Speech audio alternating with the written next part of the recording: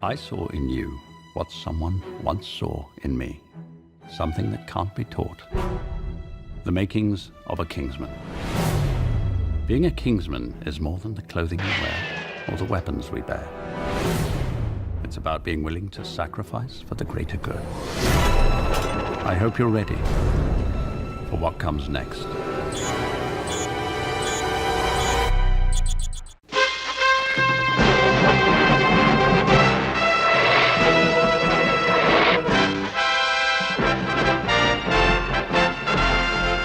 Gathered together from the cosmic reaches of the universe, here in this great hall of justice, are the most powerful forces of good ever assembled.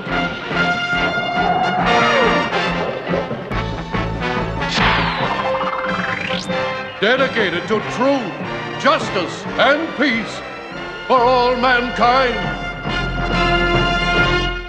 Ladies and gentlemen, Spinner Rack is back. We're talking about Kingsman #2. That was one hot freaking movie. I gotta tell you right now, it was all that we expected it to be. Once again, we are in agreement. It is off. How are we already in agreement? I just want to make sure that we were thinking group mind. We are in agreement in one thing and one thing only. Okay? That you can make a good country song out of Word Up. That we are in agreement on. That I didn't know. I was very Everybody surprised. say, when you feel the call, you got to get it on the way. A Word Up. Word up! It's a cold word. All right, look at this. So, welcome And everybody. a finished endorphin machine. So, welcome Oh, everybody. man. We I got gotta the send Spinner it. Rack, we got Kyle, we got PD. We're going to talk about Kingsman. What do you think about it, PD? Give us a 411. Give us a little background on this one versus the other one. It was number one last week, by the way. Well, there's a comic writer called Mark Millar, right? He's Kick ass. He does kick ass. He does a lot of pastiche of that's how you say it, of others, other stories. So this would be sort of a copy of James secret- Bond, yeah, the secret agent agent stuff. sort of thing. Her or Majesty's Man from- Secret Man- Service. Man from Uncle, that sort of thing. Right. But in this one, they sort of play with the American film, where they sort of like add all the extra action stuff you see in Charlie's Angels. Yeah. Everyone's flying around, and then what they do best is make sure you have a hot song with the action scene. So the first action scene is in the car. Of course, there's a ton of explosion, and there's a lot of great fight scenes with Princess Let's Go Crazy. It just starts off like that. I think they, it's got a lot of Miller in it, the writer, the comic writer in it, because a lot of people, there's a lot of tragedies and casualties in here, which I don't know this sort of popcorn movie needed, but it's a fun movie over. Once you get back to the action scene, once you get to Elton John, and once you get to the end with Word Up, it's fun. It's a fun movie. So I enjoyed it a lot. There's a lull maybe in the middle, but otherwise it's really exciting and a lot of fun. And I would like to, there's one point I go against, I have an issue, but I'll talk about that later. But it also, Channing Tatum. no, the aspect of, that's not a negative, this is a positive. Spider-Man had the enforcers, the Western guy, Fancy Dan, and the big man, and they're like, these characters are not viable. And Mark Millar decided, or the filmmakers decided, these Western enforcers with the rope and all that they can are do it. viable. So yeah, I would add my other point later, but that's what I'm saying. They even worked the Western portion of was it the Statesmen? They're like the Statesmen. They were a lot of fun. They came in, and you want to see more of that. And Halle Berry's in there, and obviously one of my favorite actors, Mark Strong, is in it too. So, what would you say about it? I'd say it was, you got to give Miller. I mean, his mind is is very different from everyone else's. If you would have said Kingsman would have made one movie, let alone two movies when the comic came out, I would have said, hell no.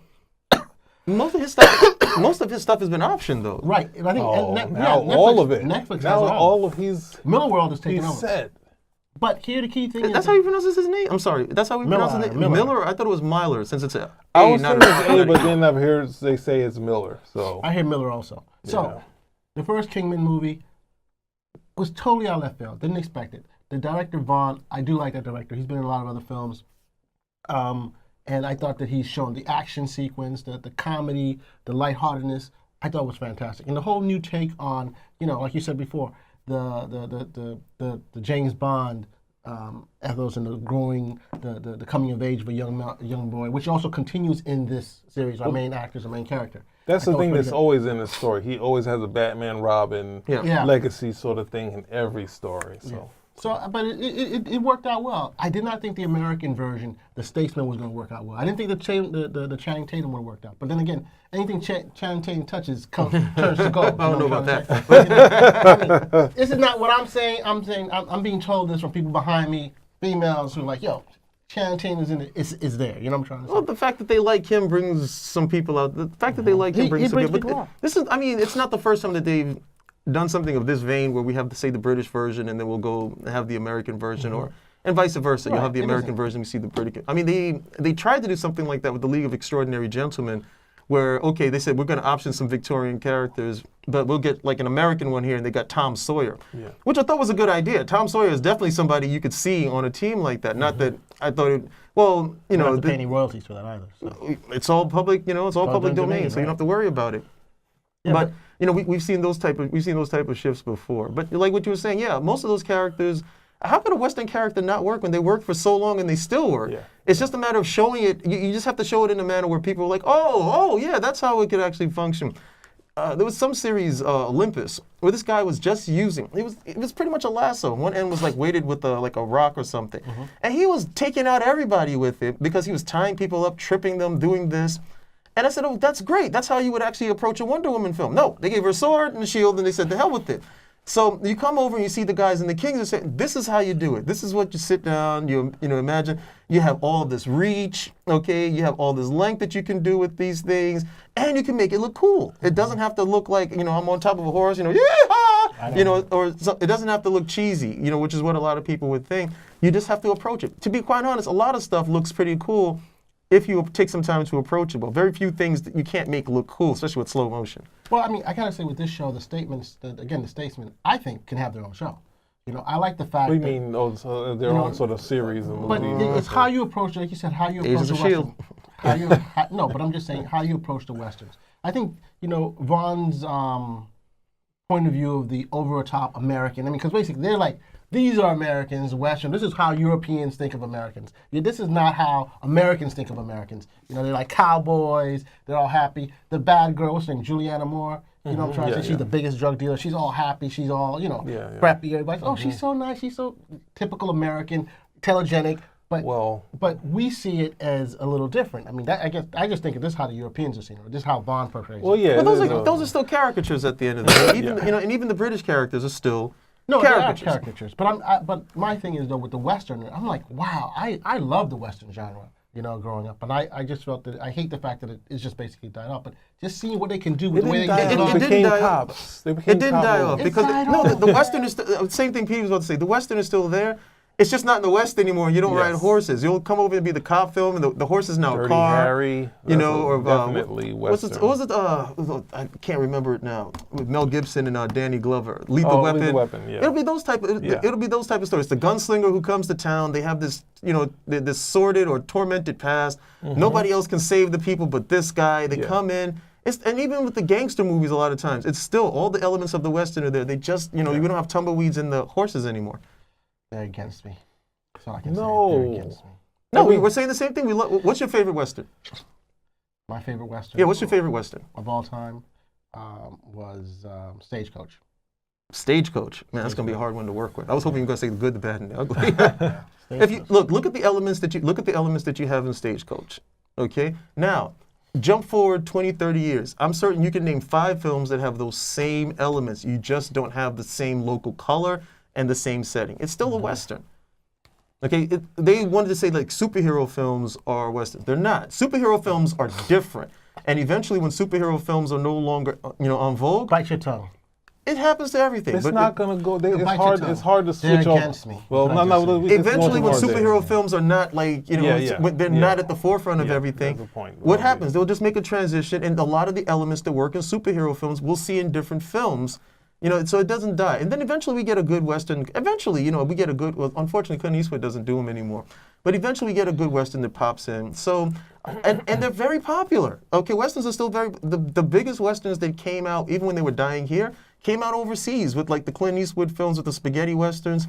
So they're still very popular. They're still very viable. But remember, Westerns were like the top film For a in the long time, States yeah. for like half a century. we went into the 60s and, Westerns was still pretty viable until we started getting sword and sandal films and those biblical epic films, So it's still, it's still there. All that stuff is still there at the end of the day. But I do like how I do like how the caricatures, satirizing some of the stuff, because, for a lot of people, George Bush was this cowboy, and, he was from Texas. Yeah. And he was like, "You're with us or against us?" And he had that southern drawl and such. He's like, "This is what the Americans are like." They're like, "Hey, we're gonna come in here." The internets, like when and that's adding more Bush to Bush. We're gonna come in here, and what did they say about? They said in World War II when they said, "Look, how did the British fight?" It said the British would be attacked, they would return fire. They would use moderate return fire, and then they would start sending artillery. They said, "Well, how did how did the Germans fight?" They said the Germans would be attacked, they would return fire and use moderate artillery. They said, "Well, how did the Americans fight?" When the Americans got attacked, they didn't do any return fire. They said they were patient for a little bit, and then out of nowhere, they just started dropping bombs to decimate everything. And they said, "Well, why was it so different?" One, the Americans didn't want to lose any men, and then two, they had like all these resources, so they were just like, "Hey, we don't need to send any guys. We're going to blow the nonsense out of you first, and then we're going to come and sweep up." So that type of largesse, or maybe excess would be the right word. They see that really in the film. They see that really, that's the overall American, and then they personalize it with the cowboy, because the standard American accent that doesn't do anything for anybody. But the thing that you can really localize is that that southern, that country, that Midwestern, that country accent. And so that we get it over there. But I thought it was a lot of, I think those type of things are a lot of fun. That juxtaposition is a lot of fun. Since it's pretty much the United States and UK is like what? It's like the junior partner, the partner and the junior partner, depending on what day of the week you want to look at it. There's another bit that Julianne Moore does. Her company is called Poppy, right? Obviously with the poppy seed, all that stuff. I was thinking it was more that girl from Seven. What's her name? The actress? Gwyneth Paltrow? No, well, not the. I'm just saying the poppy part. And you guys brought up Bush. I was just thinking. No, I didn't bring up Bush because I think that was a slander against the president. Well, what, because of their father? Yes. Thank you, George Poppy Bush. Oh, yes, Christ. Someone else knows. It's George Poppy Bush. Why was his nickname Poppy? Because he's the father. No. Yes. CIA, come on. Oh, come on. Conspiracy. Come on, baby. George Poppy Bush. Yes, he was head of the CIA for a short time in the 70s. Okay? That's a disclaimer, people. Here we go. Okay? No, he did not conquer the world. That's for you flat. No. You can't connect that conspiracy with the other one. You can't mix conspiracies together. Come on. Great. I can't do X-Men with this one, and I can't do any Republicans with this one. Well, the other bit I would say is I'm a big fan of the British Avengers, and Kingsman is taking a lot of the territory from there because it was very satirical, and it was just a sort of a fun, and they were proper. They had Emma Peel was sort of like the hostage from hell, so you capture her, and then she basically beat up everyone that's in the place because she had all these skills. So it just really hurts because we had that movie of the Avengers with Sean Connery, and it wasn't as good. I'm just saying we didn't get the Avengers, the British Avengers that we needed to. And now the remake with Uma Thurman and Finnis, terrible. And now the Kingsman is taking that territory because they looked at the Avengers movie like, see, this stuff doesn't work. And then you look at this, it's like this is the same vein, just big budget and more, and more humor. Because they like the British Avengers spoofed the Batman show because it was an artist, and then they punch someone, and then you see some of the art, like have a little sound effect next when the person's flying past the art. So it's like, I like that show. I think they could find a Emma Peel, and they could make the British Avengers and make them into a show. I wish they would, but now with this already blazing, they're not going to do it. It's not going to happen. It's like what the why should they? I mean, but isn't that what usually happens? We come over here, they have this. They either look at it and say, "Oh, this looks stupid. It's not going to work," or they do it and they still feel this is stupid. It's not going to work, and so it doesn't work.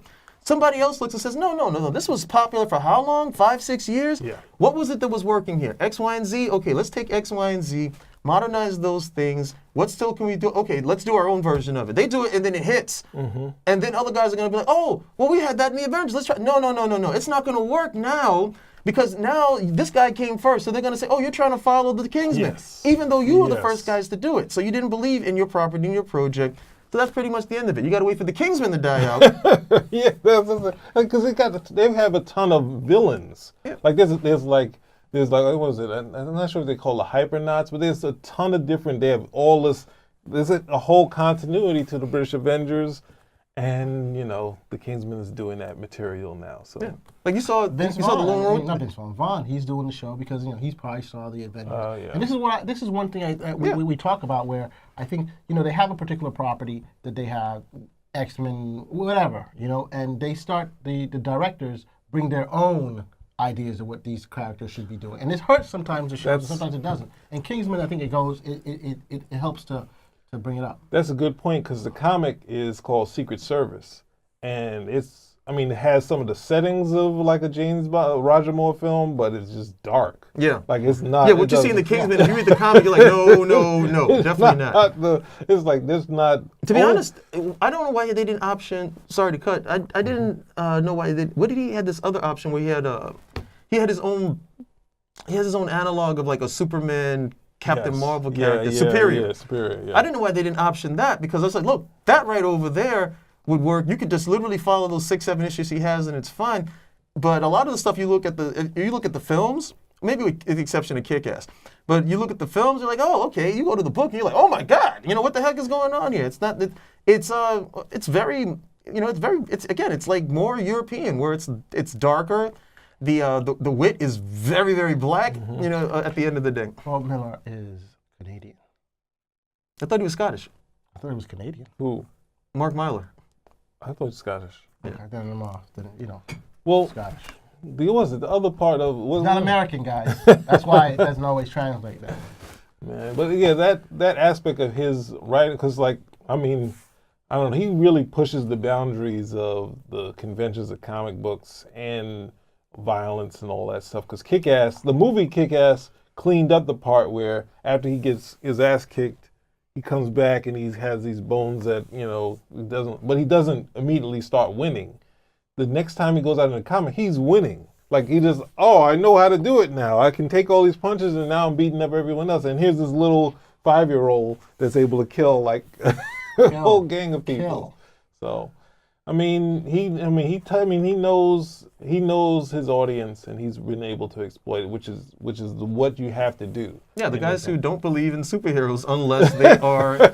I don't want to go that far. The guys who don't believe in superheroes, like, there's no way you could do that. If you went out, you get your butt kicked. See, Marlon knows what we're talking about. Then after you get your butt kicked, then you can win. They're like, oh yeah, now he can win because he got his butt kicked a few times. Well, I think it's an older audience that he goes for, and they've seen the superhero genre. They want to see something a little different. So there's nothing wrong with that. They never believed it. They never believed it. These are guys who read it and never understood that this was escapist fantasy. They thought it was real. And then when they got older, they're ashamed now that I can't believe I was watching the Thundercats. They were walking around naked. So the only way you can do this, you have to put like some really heavy, dark, adult tones to it. And then they're like, okay, yeah, now I can accept it. Because at the end of the day, they still like this stuff. They still like the capes and the powers and saving people. But you got to throw in a whole bunch of maudlin negativity with it. And then, yeah, okay, now we can do it. Because that's what the real world is about. They just never really, they just don't, they don't get that at that end. But So Millar knows why them. don't we just blame Frank Miller for that? Then? That's not the same thing. Because It's not the Frank same Miller's. thing. That's not Frank Miller's bag. Frank Miller did one. That'd be like blaming Alan Moore. These guys. We did can blame Alan Moore. These guys came and they did what they did. Okay, and then it's like a top-down thing. I got a chance to speak with Elliot S. Megan the other day, and he really surprised me when he told me that he was speaking with Jeanette Kahn and said that she didn't like Superman. I was like, I was like, what do you mean she didn't like? She just flat out said, I don't like Superman. And this is the person at the top. So you can only imagine if this is the person. Jeanette Kahn inform our audience who she is, and we gotta. She was a full publisher of DC Comics. Yeah, she was a top person. Yeah. Okay, she did a lot of, she's there for the DC implosion, but she's also there for a whole bunch of great stuff that comes before and after. Yeah. But this is one of your top people, and they're saying, well, look, I don't like this character. But mind you, this character is the only reason why you have DC Comics. This character is integral okay, to the cohesion of DC Comics. And the person there's like, I don't like Superman. That means if somehow we could put Superman in a corner and never publish another Superman comic book again, I'm not saying this is what she said, but if Superman we could make money without ever publishing Superman again, I'd be fine with it. And so Megan and Pasco and the other guys are trying to tell her, look, this is why you should like Superman. And then they realize that they're all there. She gathered them all there to fire them, so Byrne could come in, and they were going to do the reboot at that point. But it explained a lot because she wanted someone who was going to come in and try this particular approach with Superman, where they was like, no, these are the things that work and so on and so forth.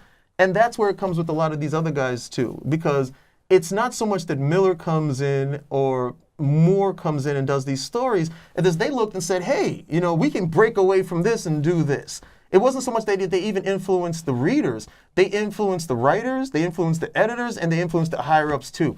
DC Comics used to have that lower corner box, and they would say DC Comics, not just for kids. Yeah. What they really meant was not for kids at all, because a lot of the stuff they were doing, you couldn't really give to a kid. Once they started killing Robin, and that's one of the first issues I remember seeing that, and I was like, they killed Robin, they killed the kid in the comic, and then it says not just because, it's like the irony at that point. It's something they would have never done. They gave people a 900 number so they could call in and do it. Yeah, well, they put it on us, the fans. Yeah, but that whole onus, belongs. That whole onus it's almost an evenly spread thing. Thankfully, we get to the Kingsman and we say, no, you can have fun. It doesn't have to be drenched in dark. There's all that stuff that everybody thinks is hokey works as long as you're willing to do what? Take it seriously. People have to believe the world that you create. That's the main thing. They have to believe in the world that you create. They don't have to believe that the world is real, but they have to believe in the world that you actually create. We know that it's not real because it's there as a film. And the Kingsman has done that very well so far. I'm looking forward to a third if they decide to do a third. Well, I would add on Mark Millar. When I read, going back to Kick-Ass, because that's one of the bigger ones of the Miller world. When he came up with, they said this is like, he was saying how brilliant it was, the idea, and I was like, this is the idea. I'm not saying that you guys as a writer came up with it, but I say every kid comes up with this story. We all come up with our own Punisher, and we have him we have him kill a bunch of people, and then he winds up in the hospital because he winds up with, we have to have some sort of tragedy, and then we throw the idea out because it's like, man, this is lame. This is the worst idea I ever came up with. And I was like saying, and that's what I'm looking at Kick-Ass. Somebody jumps off a building, crashes, and dies. Kick-Ass winds up in the hospital. I was like saying, I knew this was going to happen because we all come up with the same story. Like, let's create our own Batman or Punisher. You know what? But he wouldn't really survive. And we put him in the hospital. It's like, it's the most basic kid sort of fan story you can do. That's why it sells, because it sells to all the people who wrote it. All the cynical people like that. But you're supposed to give that up and say, you know what? Then you start moving on to saying, oh no, this is a convention. You're not supposed to just immediately fail. It's supposed to be finding struggle and moving on. There are themes and tropes that are inherent within it. I mean, we go to Huck, and then you have a totally different shift. That's so far away from Kick-Ass or Secret Service. If you get to a chance to read Huck, which I highly recommend. That was a nice 6-7 issue jaunt right there. But what did it? Again, what did you say? It's like the Shonda Rhimes thing. Hey, we're going to give you what you want. And then after you've given them what they want, they're so faded on it. Now you got to actually write a story. Now you actually have to write a story. So Kingsman takes what I'm happy they did was not to mire themselves in it, because when you keep it light, you can go dark and come back from it. Dark, it's very hard to go from dark to lighter. Very hard. Moments, regretfully. So generally, gentlemen, I don't only add on your point. Sorry, is that you remember Watchmen? What's the name was planned for the Charlton characters, and they said let's shift it to other characters. It's like saying this is dark and this is its own thing. Let's let it be its own thing. And then it did spill, that sort of approach spilled onto the other comic books.